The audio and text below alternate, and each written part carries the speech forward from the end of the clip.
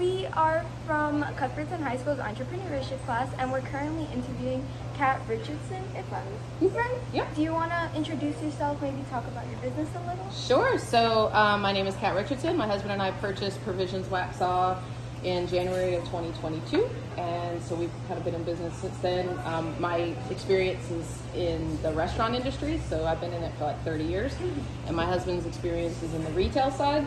He's been in it for about 30 years, so between the two of us, we've got a lot of experience with restaurant retail. All right. Yeah. As an entrepreneur, what is one quality that you think every entrepreneur should have? Open-mindedness. You have to be open-minded to the fact that you might want to go in this direction, but life might say, nope, you got to go in this direction. And you have to be able to be open-minded enough to change course of action, because you never know what surprises might come up. How do you think that has helped you in your endeavors in this business? Well, finding creative ways to still provide the products that people want, like the staples like meat, eggs, breads, things like that, but finding it in a way where you're not breaking the bank.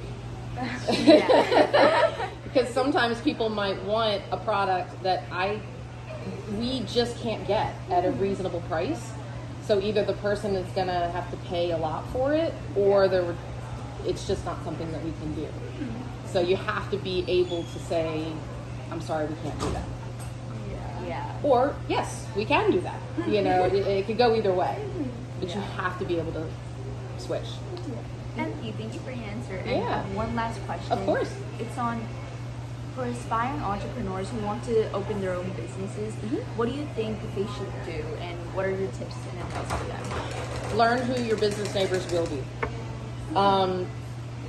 Being on a main street, there are lots of mom and pop local family owned businesses, and you have to work with them, because just as like we're in business for a reason, they're in business for a reason, right? And usually it's a family, and so if you can work together and if maybe cross promote or somehow work together with your business neighbor, it makes the entire experience that much better, because you're not competing, you're not fighting, you're working together to give what the customers want.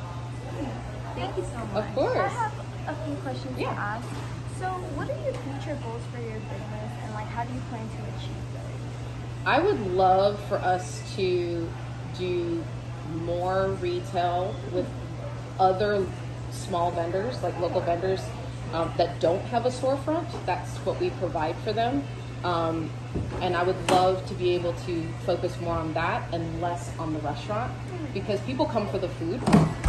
People are always going to eat, but how can we help that other local vendor that doesn't have a storefront to get their product on the shelf? Okay, that's actually really nice. Yeah.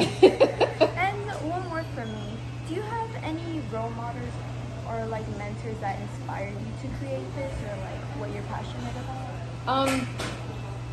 I have my experience with fast food.